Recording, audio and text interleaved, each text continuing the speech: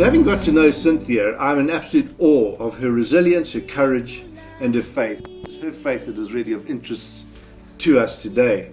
A Franciscan priest, Fr Richard Rohr, the founder of the Center for Action and Contemplation, he talks about the spiritual journey as one of moving from order to reorder.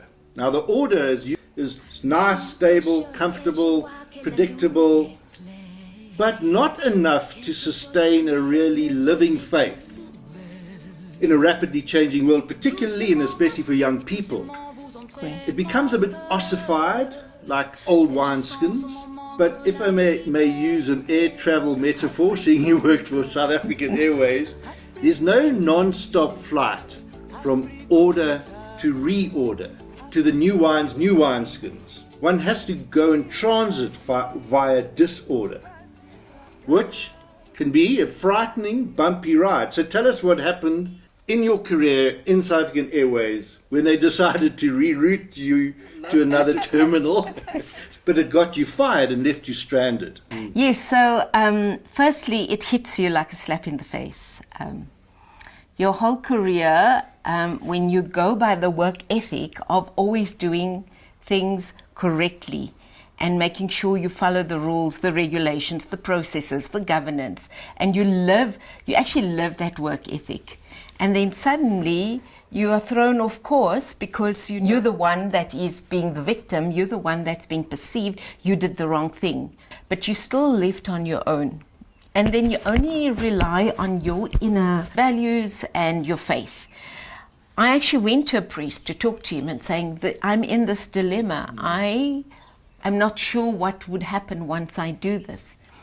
And his advice at the time was just saying, be careful, but make sure you follow the process. Then I had to let go. I had to trust in God and say, you know what, you have to carry me. And I can tell you now, he carried me because I didn't want to hate. At that time, I felt let down. I felt let down by the system. I felt literally thrown away by my colleagues because no one contacted me. No one once asked me, how are you, Cynthia? How are you hanging on? Are you okay? None of that. I felt that the world has just, ignored me. I felt ostracized. At the same time, I had this feeling that even my lawyer let me down. The whole SA system let me down. The whole legal system let me down. And I realized I cannot have these thoughts in my head because it's not good for me mentally. And I needed to find a way to forgive. And that's when I decided I need to walk this Camino. And then I called my family together and I said, I need to do this for me. I need to walk it alone. I need to find a way that I can let go of all these negative thoughts in my mind, and that I need to pray more to see what's the new path ahead for me. Because I said, this didn't happen to me without knowing there's a new path for me. And because I believe that adage where it says, God never closes one door if he's not going to open another for you. And it was that I needed to find out what is my next path. What is the next door that will open for me? Well, I'm just listening to you thinking of all sorts of scriptures that come to life and come to mind in me. I mean, obviously, the Beatitudes, blessed are those who hunger and thirst for what is right. Yes. The other one which comes to mind is the journey through the storm on the on the water of Galilee, and where somebody said there was a storm to pass through, there was a place to pass to, and there was a message to pass on. And then suddenly you called to go and testify in the Zondo Commission. And for those who... Do you consider the oath to be binding on your conscience? Yes, I do. Do you solemnly swear that all the evidence that you will give will be the truth, the whole truth, and nothing but the truth? If so, please raise your right hand and say, so help me God. So help me God. Thank you. So, but how is it possible that a whole board could make a resolution that talks about 14 billion rand offer on the basis of a letter, one that doesn't refer to such an amount, two that clearly says this is not a commitment? Perhaps look at the constitution of the board at the time, and that would give you an indication of how decisions were made. The constitution consisted of chairperson being Ms. Dudu Myeni. I was even asked to ratify this board resolution, and I said, no, I'm not doing anything until I get the full resolution, and saw that the decision was made via a letter, which I wasn't able to see.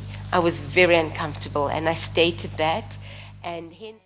As I was questioned by the evidence leader and by the chairperson, Zondo, I could answer, and for me it was just now telling my truth. And for me it was just, here's my opportunity that I could speak out and just share my story. So I journaled every day feelings of hatred. I did have feelings of hatred for everything around me at the time, and I just journaled it. And then I had feelings of fear. Where do I go from here?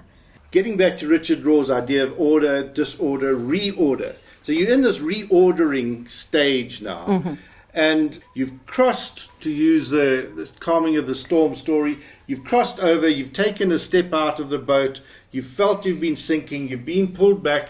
What is the message that you need to now pass on? What I'd like to leave for everyone as a legacy is, and for my children and my grandchildren, is that we need to follow our true values, our principles that we grew up with, because that's your grounding, that's what keeps you firm, that's what your foundation is.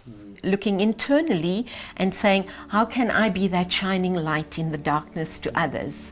We've seen our country, and I know we're all passionate about our country. We all love South Africa.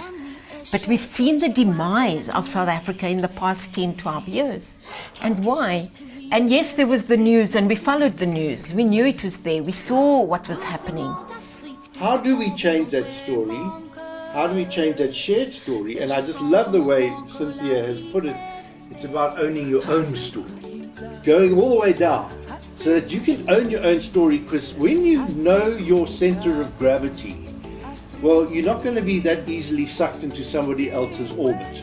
You're not going to be jerked around. You're going to have your own path. Cynthia, thank you. Thank you for having me. One last thing.